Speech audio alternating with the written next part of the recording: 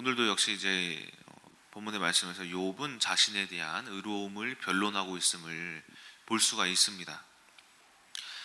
근데 오늘 말씀을 여러분들이 자세히 잘 보시게 되면은 욥이 하고 있는 이제 고백의 행위가 어떤 길을 고백하고 있냐면은 나의 길에 대하여서 고백하고 있음을 우리가 볼 수 있습니다. 그래서 나라는 자신은 하나님이 보시기에 악한 길을 가지 않았다라는 것을 변론하고 있는 것으로 보여집니다. 그래서 자신이 만약에 죄를 지었다면은 자신의 인생이 소출죄에 뽑히기를 원하고 하나님의 심판을 내가 온전히 받겠다라는 그런 고백을 봤을 때에 욥이 스스로를 지금 되돌아보고 있는 것을 알 수가 있다라는 것입니다. 그런데 오늘 본문의 말씀을 자세히 읽다 보면은 어떤 것들이 눈에 들어오게 되냐면은 욥이 지금 자신의 의를 변론하고 있는 말이긴 하지만은 이 영적인 이제 시각에서의 자신을 보고 있음을 우리가 1절과 7절 말씀을 통해서 찾아볼 수가 있는데, 다시 한번 1절 말씀을 한번 보시겠습니다. 먼저 내 눈과 약속하였나니 어찌 처녀에게 주목하랴. 이 말씀을 새 번역, 이게 쉬운 성경, 이런 현대인의 성경으로 번역을 하게 되면 어떤 말씀이냐면은 내가 어찌하여 처녀를 눈으로 보겠느냐라고 이야기를 해요. 이게 무슨 말일까요? 내 눈이라는 것은 육신의 어떤 지금 이야기하고 있는 육신의 눈이라는 거예요. 그러니까 내가 사람을 볼 때 육신의 눈으로 보지 않는다라는 그런 의미로 해석되어질 수가 있는 겁니다. 7절 말씀도 한번 보시면 만일 내 걸음이 길에서 떠났거나 내 마음이 눈을 따랐거나 내 손에 더러운 것이 묻었다면, 이러한 것들도 지금 욥이 진짜 가는 길이 이 길에서 실제로 벗어난 게 아니다라는 거예요. 이 길은 뭐 어떤 길이냐면은 마음의 길. 그리고 욥이 중간에서 이야기하는 내 마음이 내 눈을 따랐거나라는 것도 내 마음의 길이 또 내 육신으로 보는 눈을 따르고 있지 않다. 이러한 것들을 봤을 때도 욥이 분명히 지금 실제로 눈에 보이는 것 가는 길이 아니네. 뿐만 아니라 내 손에 더러운 것이 묻었다면, 지금 욥의 손에 뭔가 더러운 음식물, 어떤 찌꺼기들이 묻었다라는 게 아니라는 겁니다. 이 자신이 행하는 이 행함에 더러움이 묻어있지 않고 있다라는 그런 의미를 봤을 때, 욥은 이 영적인 것을 깨닫고 있는 사람이구나, 이것을 우리가 볼 수가 있다라는 겁니다. 자, 또한 뿐만이 아니라 10절, 11절의 말씀에서도 이제 음란에 대하여서 이야기하고 있는데, 이것도 여러분들이 잘 살펴보시게 되면은 욥이 지금 자신의 내면을 살펴보고 점검하고 있는 거예요. 내가 만일 이제 처녀를 음란한 눈으로 봤다면은 내 안에 또한 이 음란한 일을 만날 것이다라는 죄악에 의한 악으로 의한 심판.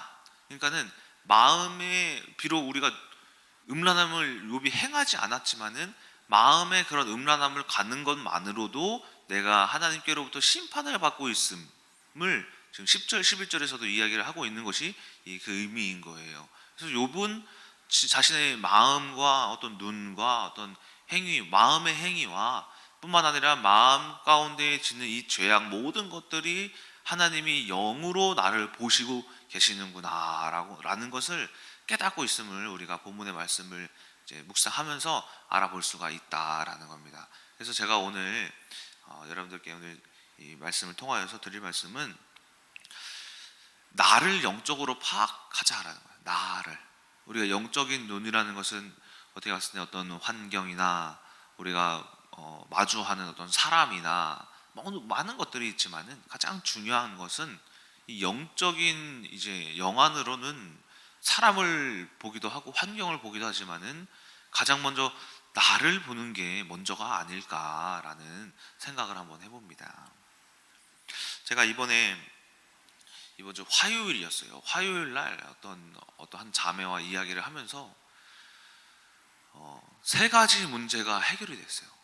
세 가지 문제가 해결됐어요. 그 자매랑 이야기하면서 근데 그 자매뿐만이 아니라 그 이야기함에 어떤 한 학생이 한 명 있어요. 대안학교 학생이. 제가 이번 주에 깨달았던 이 세 가지 문제와 이 자매, 아니 자매는 뭐 별로 의미가 없고 이 한 학생에 대한 해석을 통하여서 어떻게 나를 돌아봤는가에 대해서 한번 말씀을 드리려고 합니다.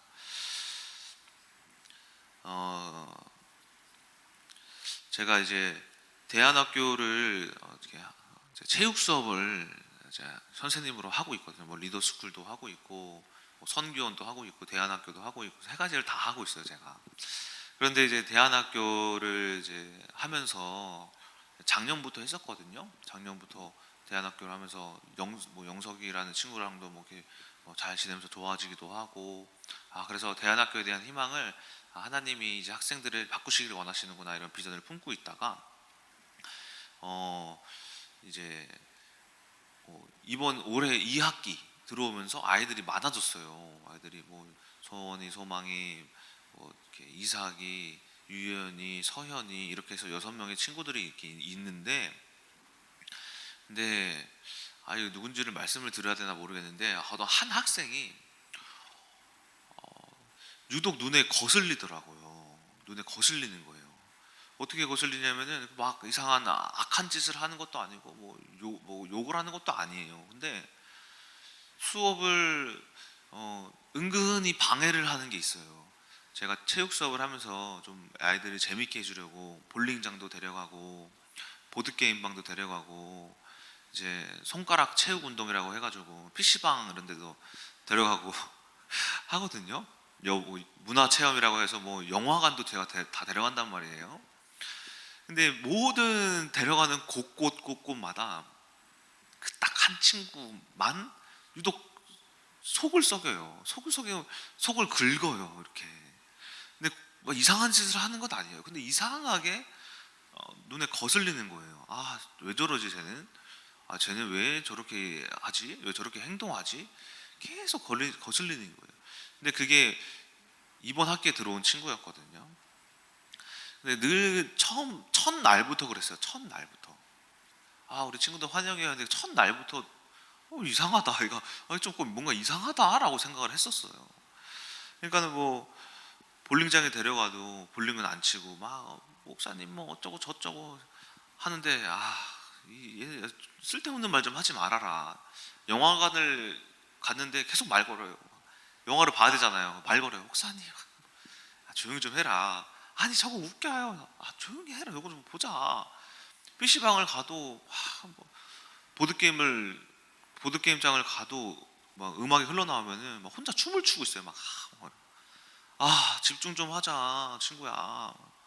근데 너무 힘든 거예요. 그냥 너무 힘들어요. 진짜 짜증나요. 저런 애가 다 있지. 그래서 늘 고민하고 있는 가운데 이번 주 화요일 날 카페에서 이제 예린 청년을 만났어요. 이예린 청년도 저 대안학교 선생님이잖아요. 그래서 만나가지고 영적인 이야기를 막 이렇게 하고 손가락이 막 다쳤잖아요. 막 엄청 깨어 있는 것 같아요. 막 이렇게 이야기를 하다가 제가 이번 학기에 내가 지금 해석해야 할 문제들이 있다 하면서 예린자한테 말했어요. 그 대안학교 학생에 대해서. 예린 선생님, 제가 이 친구만 해석이 안 돼요. 이 친구 때문에 대안학교가 힘들어요. 너무 힘드네요. 그래서 어떻게 해석해야 될까? 영적으로 해석해야 되는데 뭐 이런저런 해석을 하려고 노력을 해요. 근데 예린 선생님이 하는 말이 뭐냐면은 목사님도 힘드시구나. 제가 보니까는 뭐 지연 쌤, 수진 쌤, 누구 쌤 뭐 보니까 선생님들이 전부 다 그 애 하나 때문에 힘들어하는 거예요. 그 애 하나 때문에 애가 수업을 엄청 방해하는 것도 아니래요. 은근히 방해한대요. 은근히 잔잔하게 방해를 한대요. 그게 뭐냐 모르겠대요. 근데 자기도 이제 청년부에서 축구를 가면은 그냥 같이 참여하려고 하는 건데 그냥 꿀밤 한 대씩 주고 싶대요. 이상하게 은근히 왜 저 애만 이렇게 거슬릴까 싶더래요. 그러면 이 자매의 말 한마디에 해석이 됐어요. 뭐라고 하냐면은 예린 자매님이 우리 그 친구가 선생님들을 다 깨우네요, 깨워주네요 이러는 거예요. 그래서 제가 그걸 듣고 그러게 내가 늘 우리 강대상 앞에 나와서 분별하라, 뭐 영적 지각 능력을 가져라, 뭐 해라 했는데 내가 계속해서 이 아이를 해석하려고 하고 이 애를 내가 보려고 하고 어떻게 생각의 전환을 할까, 어떻게 이야기를 해줄까만 봤는데 나를 변화시킬 생각을 못했네. 오늘 본문의 말씀에 욥은 뭐 했냐면은 나를 돌아봤는데, 이처럼 내린 자매님이 말해 그렇네요. 내가 보니까는 내가 부끄럽더라고요. 맨날 설교를 뭐 분별해라 뭐래라 하는데 정작 나는 분별을 하고 있지 않았네. 이게 보여지는 거예요. 그래서 딱 그 자리에서 뭐가 되냐면은 해석이 딱 되는 거예요. 그 대안학교 그 친구가, 이 친구가 보통 친구가 아니구나. 이 친구는 어떤 친구냐면은 대안학교를 세우는 친구구나. 이게 보여지는 거예요. 그러면 갑자기 너무 귀하게 보이기 시작하는 거예요. 하나님 이 친구를 보내셨는데 아이고 이런 애가 와가지고 이 대안학교 이 망실살 줄까봐 걱정이기도 하고 선생님이 힘들게 하기도 하고 하는 게 아니라 하나님께서는 이 친구를 통하여서 대안학교를 세우시려고 하시는구나. 근데 이게 어떻게 세우시려고 하냐면은 이게 해석이 되어지기 시작한 거예요. 하나님이 이제 많은 선생님들이 있잖아요. 제가 솔직히 육신의 눈으로 봤을 때 이 대안학교가 뭐 시스템도 솔직히 뭐 제대로 된 시스템이 없어요. 건물도 상가 3층 그거 하나 3개 빌려 쓰는 거 밖에 없어요. 또 전문적인 선생님들도 없어요. 제가 봤을 때는 하나님 우리가 이 대안학교를 전문성을 가지고 뭔가 아이들이 올만한 것이 있어야 하고 뭔가 특출난 게 있어야 하는데 하나님 이거 저희가 어떻게 시작해야 돼요? 뭐 실력자도 없고 가르칠 만한 사람도 없고 건물도 없고 뭐 남들 누가 우리 학교를 보고 누가 오고 싶겠어요? 이 생각을 늘 했는데 그게 해석이 되는 거예요. 그게 어떻게 해석이 되냐면은 세상에 이 엘리트 코스가 많다. 뭐 서울대 뭐 가는 서울의 어떤 뭐 어디 학원들 학원가 종로 뭐 어디 해외 연수 보내는 뭐 영어 학원 언어 학원. 그런데 이 세상에 있는 모든 그런 학업들은 서로 막 이제 뛰어나려고 이렇게 이야기를 한다. 자리 잡는다. 근데 우리 대안학교는 하나님이 어떻게 키우실 게 보이냐면은 우리 대안학교는 사람을 변화시키는 학교다라요. 사람을. 우리가 뭐 세상에 무슨 음악에 뛰어나가지고 음악만 띵까띵까 엄청 잘해가지고 요셉 주대학교 음악 잘한다가 아니라는 거예요. 공부 엄청 잘해가지고 뭐 하버드 보냈다가 아니라는 거예요. 뭐 선생님들이 엄청 뭐 서울대 뭐 하버드대 뭐 여기 예일대 나와가지고 그런 사람이 아니라는 거예요. 우리 대안학교는 하나님이 사람을 변화시킬 학교다. 그러기 위해서 누굴 지금 보내셨냐면은 문제 있는 애들. 이 문제 있는 애들이 어떻게 학교를 만들어 가냐면은 그 아이들이 먼저 선생님을 만들어 갈 거다. 이바울 니도 최우 선생님이지 않냐? 이 대안학교에서 너를 만들어 갈 거다.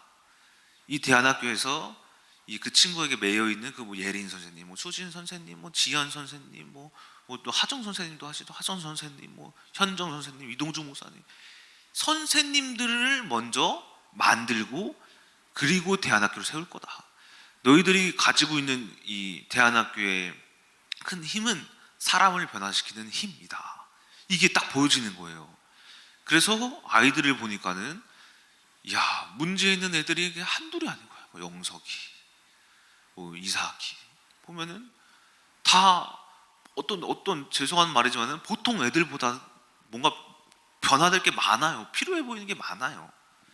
이 아이들을 부르신 이유가 교사 선생님들이 먼저 영적으로 그들을 해석했을 때 해석하면서 만드시려고 그 아이들을 붙이신 것이구나. 대안학교를 세우는 애들은 선생님이 아니라 애들이다.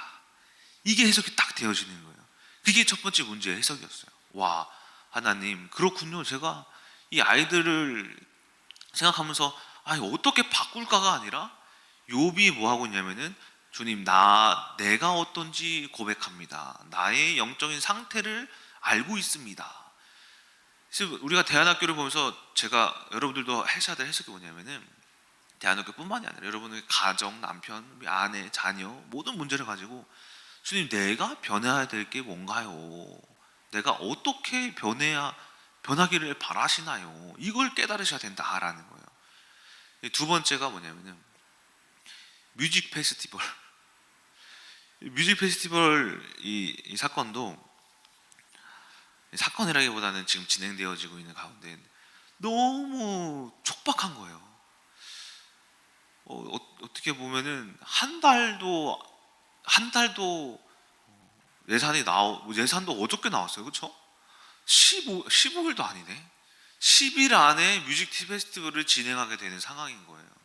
제가 한동안 너무 바빠가지고 정충 목사님이 이렇게 조금 맡으셨다가 김유성 목사님이 엊그저께 정충 목사님이 너무 바쁘셔가지고 아무것도 진행이 된 게 없다. 다시 저한테 이발 목사님이 좀 맡아서 해야 된다 하는 게 뭔가 망치를 맞은 느낌이었어요. 내가 겨우겨우 안 하려고 했는데 어떻게 또 다시 하게 됐네. 이거 어떻게 해석할까? 이거 어떡할까? 그 10일 남은 거 왜 그 나라에서는 시에서는 왜 그렇게 막 미루고 왜 이렇게 예산이 안 나왔는지, 왜 이렇게 진행이 안 되는지 막 원망스럽고, 막 필리핀도 바빠 죽겠는데 성탄절도 준비해야 하는데 이 뮤직 페스티벌은 더 조급해졌네. 막 짜증이 막 나오는 거 봐. 짜증난다, 힘들다. 근데 이것도 해석되어진 게 뭐냐면은 해석의 계기가 그 친구였어요. 나를 깨우려고 하는 거구나. 이 뮤직 페스티벌도 이방울, 너가 국정금 이사하지 않느냐? 이사가 어떻게 나라가 돌아가는, 그리고 그런 행정 시스템들을 우리가 보고 배우고, 또 국청협이 이 시와 일을 하면서 하나님이 이 나라와 함께하면서 성장시키시기를 원하시는데, 이거를 긴 세월 동안이 아니라 짧고 굵게 간단하게 하나님이 말씀하시려고 하는데, 그걸 가지고 불평하는 것은 하나님의 일을 우리가 계획하신 것을 볼 수가 없다라는 거. 그래서 뮤직 페스티벌이 제가 봤을 때 육신의 눈으로 봤을 때 너무 시간이 조급하고, 뭐 제대로 행사가 준비된 게 솔직히 말해서 하나도 없어요. 참여하는 공연팀들도 겨우겨우 모집해가지고 겨우겨우 맞췄어요.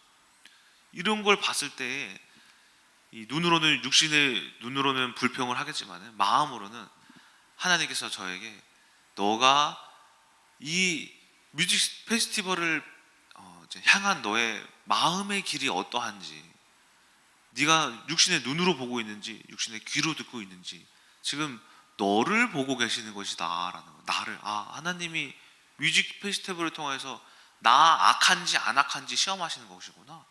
그게 딱 깨달아지면서 해석이 된 거야. 하나님이 하시겠지. 이거 우리가 아무리 뭐 완벽하게 준비 못하더라도, 뭐 실패하더라도, 어저께 말씀드렸잖아요.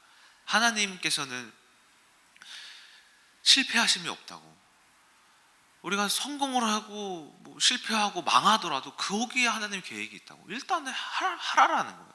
주어진 것에 맡겨진 달란트에 10달란트를 받았다면은 10달란트를 더 풍성하게 사용할 수 있도록 네가 열심히 하라라는 거예요. 이것이 마음에 오면서 해석이 된 거예요. 하나님 감사합니다. 뮤직 페스티벌 늘 걱정이었는데 이제 걱정이 아니고 기쁘네요. 그래서 이제 마음에 그렇게 담당을 해서 준비하게 됐어요. 또 하나가 뭐냐면은 필리핀 비전 트립인 거예요. 어저께 필리핀 비전 트립 헌신 예배를 드렸죠. 근데 필리핀 비전 트립도 제가 금요일마다 아이들 기도회와 훈련을 준비하면서 아이들 상태를 보니까 아이들이 안 와요. 기도회도 안 오고, 비전 트립 정재영 목사님 교회에서 필리핀 아이들에게 보여줄 공연도 있고, 그리고 이 섬김이라고 해가지고 떡볶이도 해주고, 풍선도 좀 막 왕관 이런 풍선, 뭐 곰돌이 강아지도 만들어주는 풍선 아트도 있고, 또 이제 부채도 만들어주고 엄청 많거든요. 우리가 그거를 재료를 사서 연습을 해서 어떻게 진행할까 다 같이 모여서 계획한 게 벌써 3달이 지났어요. 3달 동안 한 번도 안 온 친구도 있어요. 한 번도 안 왔어요. 그 친구는 필리핀 가서 뭘 시켜야 할지 뭘 해야 할지도 모르는 친구인 거예요. 지금 그 상황인 거예요. 그리고 이제 가서 공연을 해야 하는데 이 공연하는 것도 제대로 준비도 된 게 하나도 없어요. 솔직히 말해서. 근데 그걸 가지고 제가 어느 날은 너무 불평불만이 막 나오는 거예요. 하나님 왜 이 필리핀 비전 트립을 준비시켜가지고 이렇게 저를 힘들게 하십니까? 애들이 안 나와요. 이 애들을 어떻게 고쳐 먹어야 할까요? 어떻게 바꿔야 할까요? 늘 생각하고 있어요. 근데 이 예린 자매가 했던 말, 나를 깨우는 거구나. 아, 이 필리핀 비전 트립을 왜 네가 하려고 하냐? 너도 알지 않느냐? 네가 하는 게 아니라 하나님이 하시는 것이다. 그래서 고린도전서 3장 말씀에 이런 말씀이 있어요. 바울이나 게바나 아볼로는 물을 주는 자이다. 하지만 자라나게 하시는 이는 하나님이시니 라는 말씀이 있어요. 저는 이 아이들에게 물을 주는 자인 거예요. 그냥 방향만 제시할 뿐이에요. 제시. 저는 뭐 하는 사람 아니에요. 키우고 자라게 하는 사람이 아니라는 거예요. 제시. 비전 트립이 있습니다. 여러분 여기 한번 가보시겠습니까? 이거 하는 사람인 거예요. 온 친구들을 성장시키는 분은 누구냐면은 하나님이시다라는 거예요. 근데 왜 네가 얘들을 성장시키려 하고 있냐? 네가 뭔데? 너야말로 성장해라. 아, 맞습니다, 주님. 저는 이끌기만 할게요. 애들을 제시만 할게요. 하나님이 해주세요. 이 고백이 그때 딱 나오는 거예요. 그래서 뭐 준비도 잘 안 됐고 뭐 어떻게 우리가 완벽하지도 않고 잘 되어지도 않지만은 하나님께서는 그게 뭐 잘하느냐 못하느냐가 중요한 것이 아니라 잘 나온 친구들은 잘 나온 대로의 하나님이 그 사람의 그 잘 나온 아이에 맞게 그 안에서 응답을 주실 것이고 깨달음을 주실 것이고, 못 나온 친구들은, 안 나온 친구들은, 참여를 안 하는 친구들은, 마음이 없는 친구들은 그 친구의 상황에 맞게 하나님이 이 비전 트리를 통해서 깨달음을 하나님이 직접 하실 것이니 나는 걱정할 게 없구나. 내가 정재환 목사님과 함께 계획한 그것을 그냥 행하기만 해주는 것 뿐이지. 그렇게 생각을 하니까 마음속에 너무 평안한 거예요. 아, 하나님 너무 평안해졌어요. 아이들이 뭐 안 나오든 말든 뭐 이제 상관이 없어요. 그 안 나오면 안 나오는 대로 하나님이 역사하실 거니까, 문제를 만나면 문제대로 역사하실 거니까, 나는 나대로 하나님께서 주시는 이 말씀의 평안함을 가지고 제가 거기서 막 거봐 그럴 줄 알았잖아, 이씨 짜증나네, 이게 하나님이 이렇게 하지 않게 하시려고, 괜찮아 얘들아, 해석하는 방법을 알려주시려고 또한 나를 이 안에서 또한 말씀을 주시는구나, 이 세 가지가 해석되었다라는 거예요. 이처럼 제가 오늘 드리고자 하는 말씀이 뭐냐면은, 여러분들이 모든 문제 가운데 무엇을 보셔야 하냐면, 문제를 보는 게 아니라 하나님의 음성은 문제를 통하여서 누구를 변하라 라고 말씀하시고 계시는 거냐면은, 나를 변하라, 너가 변해야 된다라는 것을 말씀하고 있다라는 것을 여러분들이 생각하셔야 된다라는 거예요. 자, 결론입니다. 제가 내가 변해야 되는 거, 모든 말씀은 내가 하나님의 음성으로 듣는 거, 내가 바뀌어야 할 것이 무엇인가를 생각하는 거, 이런 것을 생각하다 보니까는 손양원 목사님이 생각이 난 거예요. 손양원 목사님은 그리스도의 사랑의 어떤 본보기가 되신 분이에요.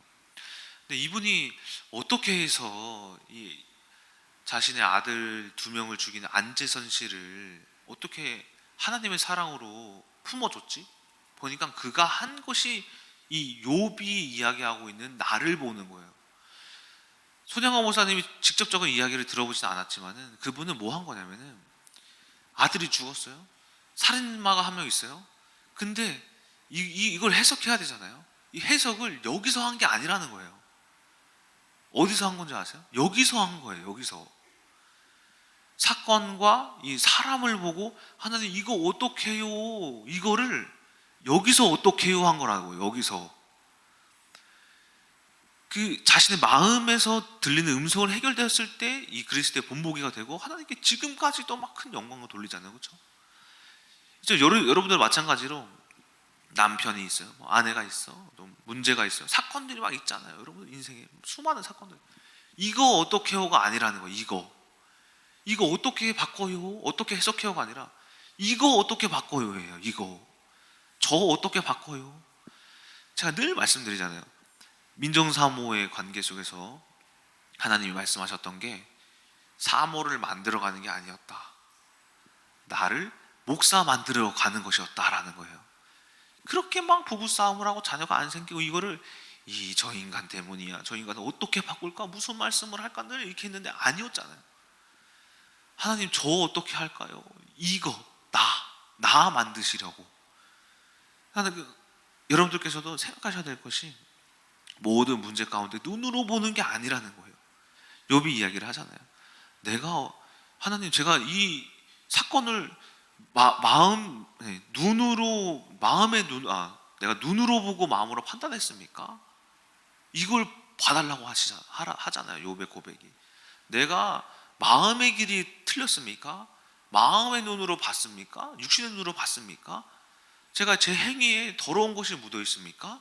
이걸 보고 있잖아요. 저는 여러분들도 이 욥의 고백과 같이 내가 하나님의 심판대 위에 올려졌을 때에 과연 하나님이 의롭다 하실 수 있는가라는 여러분들의 마음가짐을, 마음의 해석을 한번 올려다 보셔라 라는 겁니다. 이처럼 우리가 모든 이 문제와 사람과 이 사건과 모든 상황들은 나를 깨우는 것임을 여러분들이 영적으로 잘 분별하셔서 오늘 하루도 하나님 이 사건, 이 상황을 주신 이유가 뭡니까? 저에게 무슨 말씀을 하시려는 거죠? 나에게 어떤 말씀을 하시려는 거죠? 내가 뭘 깨달아야 되죠? 그리고 내가 어떻게 되어야 하죠? 하나님이 원하시는 것은 이바울이가 되어야 할 어떤 계획이 있어요. 되어야 할 그 모습이 있어요. 하나님이 원하시는 것은 여러분들이 변해야 될 모습이 있다는 거예요. 그 모습을 들으셔야 된다는 거예요.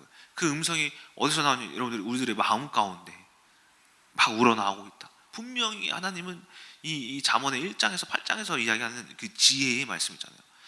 내가 너를 어기 네 거리에서 부르고 산 위에서 부르고 산 아래에서 부르고 어떤 문을 지날 때마다 부른다. 지혜는 우리가 말씀을 보면서 말씀을 듣는 자리에서의 나타나는 게 지혜가 아니라 여러분들이 차를 타도 그 음성이 있고 문을 지날 때마다 하나님의 음성이 여기서 나온다는, 여기서 하나님의 음성이 산 위에 있다는 것은 산에 올라가서 산기도에서 찾아야지가 아니라 산에 올라가도 여기에 있고 아래에서도 여기에 있고 문을 지날 때에도 여기에 있고 내 거리에 지날 때마다 여기에 있고 많은 사람들을 함께하는 곳에서도 어디에 있냐면 여기에 있다라는 거예요. 이게 지혜인 거예요. 마음에서 우러나오는 하나님께서 말씀하시는 하나님의 음성을 잘 들으셔서 오늘 하루도 승리하시는 여러분 되시기를 주님의 이름으로 소망합니다. 기도하고 마치겠습니다. 사랑의 하나님, 감사와 영광을 돌립니다. 이 욥이 지금 하나님 앞에 드리는 이 고백은 마음의 고백입니다. 욥의 마음의 의로움을 보시고 하나님이 그를 의롭다 하셨었습니다. 하지만 저희들은 우리들의 마음을 헤아려 볼 줄 모릅니다.